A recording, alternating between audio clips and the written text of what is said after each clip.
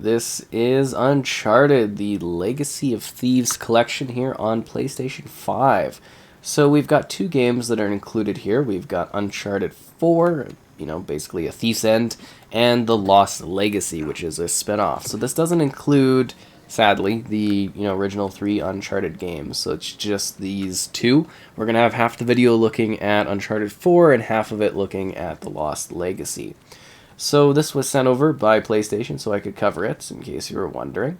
And there are three modes that are present across both experiences for us to enjoy. This is the performance mode, which seems to be a dynamic 4K 60.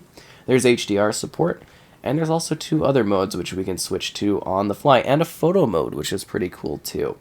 So if we go over to the display settings, we have performance, which is what we're on, balanced resolution and frame rate, target 60. Then there's fidelity. So we're going to change over to fidelity. And this is a native 4K resolution at 30 FPS. And it definitely feels like there's like a blur effect almost used, because it definitely, like, the fluidity drop is just absolutely crazy when you go to this mode. Like, it looks, it does significantly look better just in terms of like some of the visual stuff, but having that 4K 60, at least for me, is kind of where it's at gameplay wise. And then things actually go and take a little bit of a further kind of turn and twist when you actually go into what is now like a performance plus, which is interesting, which is the 120 hertz mode. So we're going to swap over to that. So we switched over to the performance plus, which actually kind of ends our recording when it does that, so that's kind of funny. But yeah, this one drops it to 1080p, but we get 120 hertz, which feels insanely fluid. It's a great way to actually play Uncharted because of how, kind of the reactions, the movements, the swinging and stuff. But that being said, it is such a substantial drop in like resolution quality that, it is kind of like a little harder to suggest this mode, but just if you have the option available, I would give it a whirl just to see what it feels like. So again, like, we can't record at 120, YouTube doesn't support it, so I am playing it and it's just capturing on the console, and you're kind of seeing, again, just kind of mostly the resolution quality change, and just kind of hearing from me that, yeah, this is like, visually, there is a drop, but performance-wise, it feels so good to have this option. Like, seriously, it is just absolutely fantastic to have this level of fluidity within the game. It makes everything feel great. So let's switch back to the performance mode. So this is kind of the best balance for me between the different options that are present. You get the gorgeous visual and cinematic experience that you would expect from Uncharted, but you also get it in a very high level of fluidity way that I think absolutely is that must-have sort of balance between the two. And I mean, you can play it how you like, but I really do love what they've done here with this mode. It just kind of gives us the middle ground that I think we kind of really want, frame rate and visual fidelity, which is fantastic. So yeah, we're focusing again on Uncharted 4 at the moment, and we will be showing off Lost Legacy later. So let's talk a little bit about the story of what Uncharted 4 is. This is a Thief's End. This is the final journey. I mean, I'm sure they'll probably do more, let's be real here. But this, this concludes the narrative. I would suggest, kind of playing Uncharted 1 to 3 to really get the full scope of this one. But, you can come here and you can play just this one if you'd like to. And I think you'll still get a pretty rewarding experience out of it, because it does kind of handle fine as a standalone. But yeah, there's a lot more magic here if you play from the beginning of the story. And that's why I think it's a little bit of a shame that we're not getting, the full franchise here. To me, it's a little disappointing in that regard, because it is such a great series. It's something that offers a lot of great game time. But yeah, let's focus on Uncharted 4. So this one, the Drake brothers dealing with a crazy thing. Our lead character here, our protagonist, is getting dragged into another crazy hijinks sort of scenario that he doesn't really want to get involved in. Okay, seriously. And you're kind of along for the ride. You're trying to support, your brother. You're trying to figure out what's going on, find this hidden secret, and gain fortune, right? But the real fortune is the crazy adventures you go on along the way, right? And that's kind of the fun of the series, is just like doing weird, crazy things, intense stunts, and doing so in somewhat of a realistic world as well, but just discovering like this lost treasure. And there's collectibles to find. I think they did a really good job in regards to kind of like the story and also like the controller upgrades here. Okay, that was very, very dumb of me there. But you know, the controller feels really responsive, which is nice, the DualSense. I like that upgrade there. How far back are we on this one? Oh, we're gonna have to do that stupid, like, grappling thing on that again.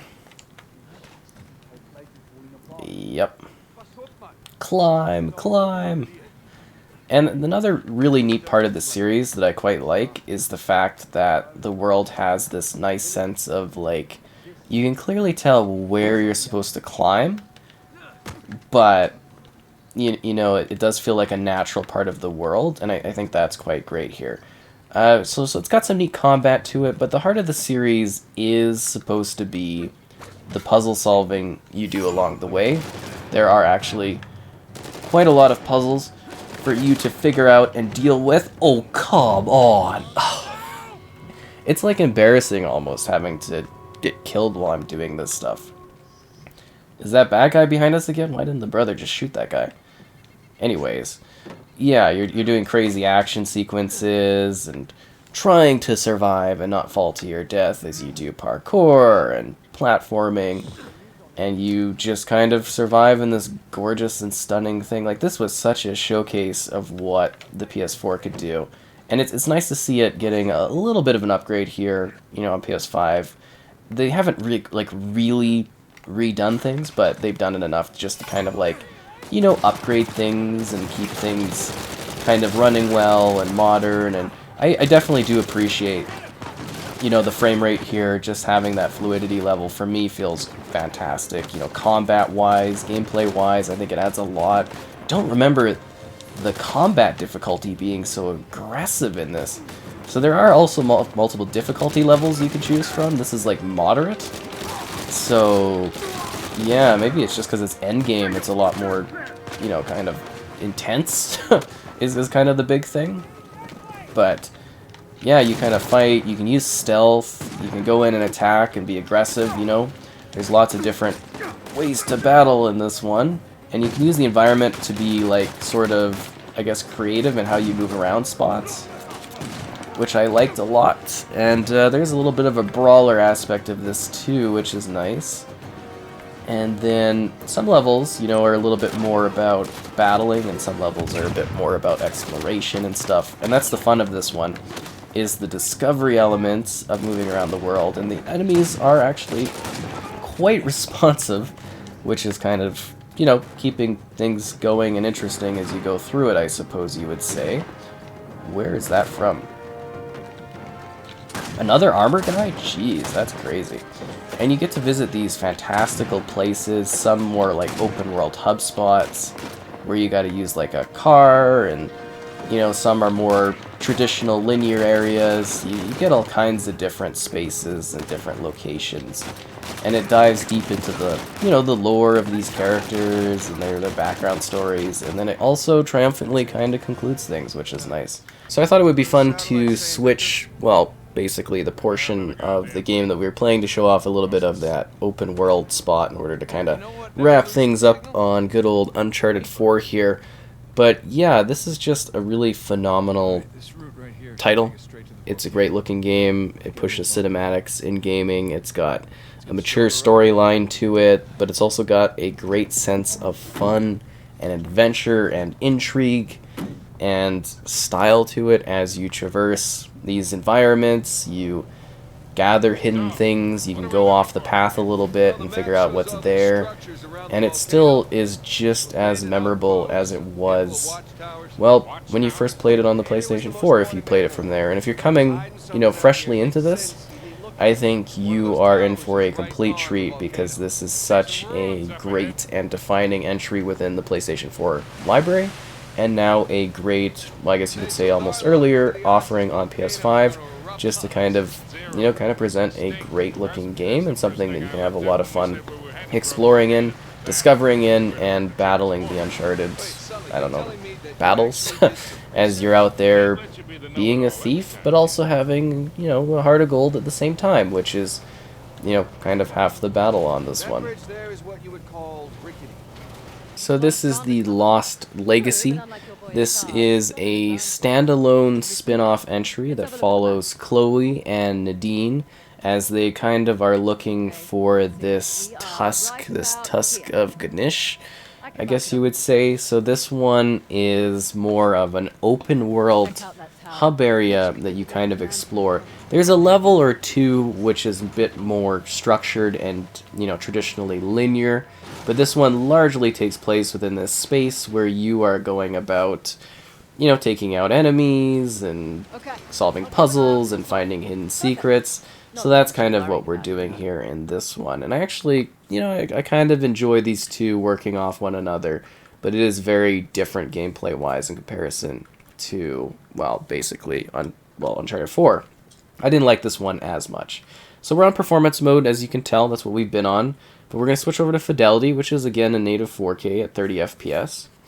And we're going to continue playing along a little bit. Again, it's like a bit of like a blur type of effect to try to make the motion smoothing. Like, it just feels so weird and stark going from the 60 FPS down to this. Like, it looks, there is a visual sort of bump up, but at the same time it's kind of like, you're almost missing out a bit. Can we actually get up this, or are we going to have to do the winch thing? Are we actually going to go around here? No, I think we're good. Okay, we're good. Because you can do some winching where you kind of like sort of clip things down, if that makes sense. But yeah, it definitely does look good. And then of course we could switch over to the Performance Plus, which is what we're going to do. We just have to pause what we're recording. Where once again, to switch over to 1080p 120 Hertz, we have to like do a fresh recording, because that's kind of how it works for this, because it drops the resolution down so much. So obviously, again, you notice a huge drop off in terms of the visual quality. But the fluidity here is just absolutely amazing. Once again, YouTube doesn't support 120, you can't record at 120, but hopefully you're kind of getting an idea of how it looks, and just kind of me talking about it, you get a little bit of an idea of how it feels. Which it does feel absolutely fantastic. Seriously, like having 120 Hertz on this is just, kind of a stellar thing. Gameplay-wise, movement-wise, but yeah, you can definitely tell that there is like a significant drop within the fidelity of the game, which, may or may not be worth it for you. In this one, I again, resolution and, with the performance is kind of the way to go, but, I think this is kind of a neat thing to try if you have a TV that supports it. So let's switch back here. So now we're back on the performance mode, which again is my kind of preference for play, that balance of resolution and fluidity that I quite like. So this game was, again, intriguing. Like, we've got these neat two characters kind of doing their thing.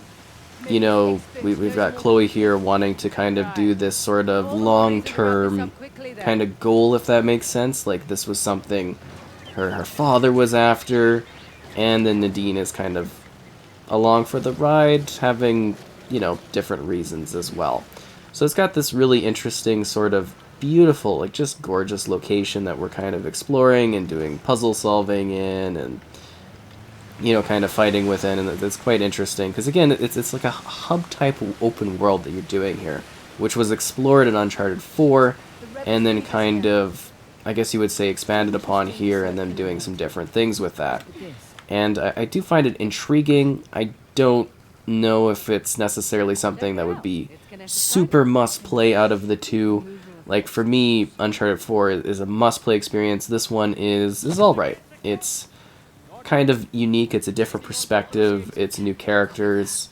To a degree, well, not new characters, but you know what I mean. If you're just playing Uncharted 4 for the first time and you haven't played the rest of the series, it'll be new characters for you. But obviously, Chloe here, I think, is actually a fantastic character from, well, Uncharted 2. you know what I'm talking. Like, if you've played the Uncharted games, you know what I'm talking about. You know who this character is. Oh, I thought that was kind of a friend there.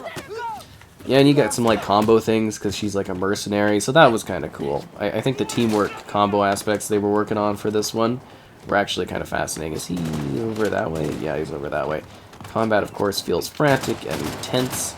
And there are, again, puzzles to solve, which makes sense. It is Uncharted.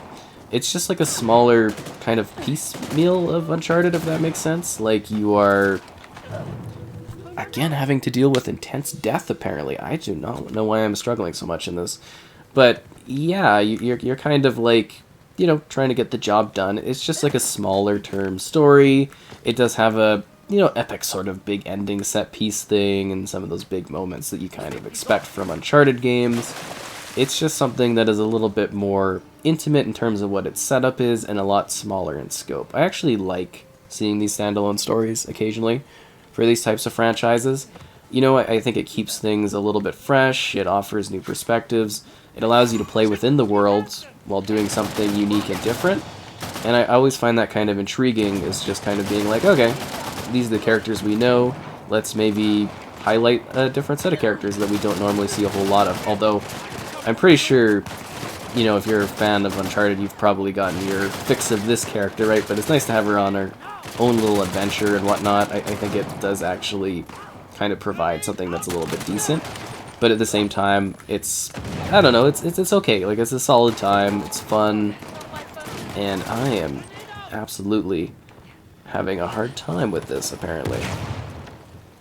So I guess combat will definitely challenge you at times, that's for sure.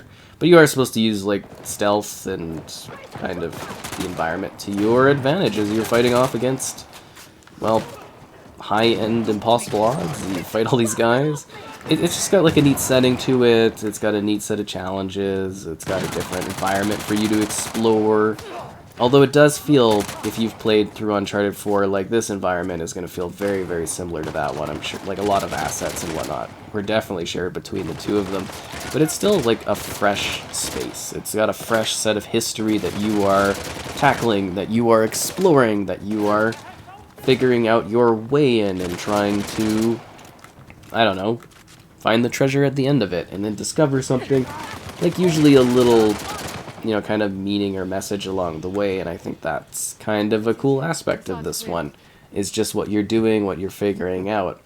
Okay, that's not it. And it's kind of cool seeing these two, again, work off each other. The dirt mechanics and techniques within this series, these two games, are really, really neat. And I'm assuming the reason we got this package together is because these two are so close gameplay-wise. Uncharted 4 and, well, basically Lost Legacy, right? Because they came one after another there.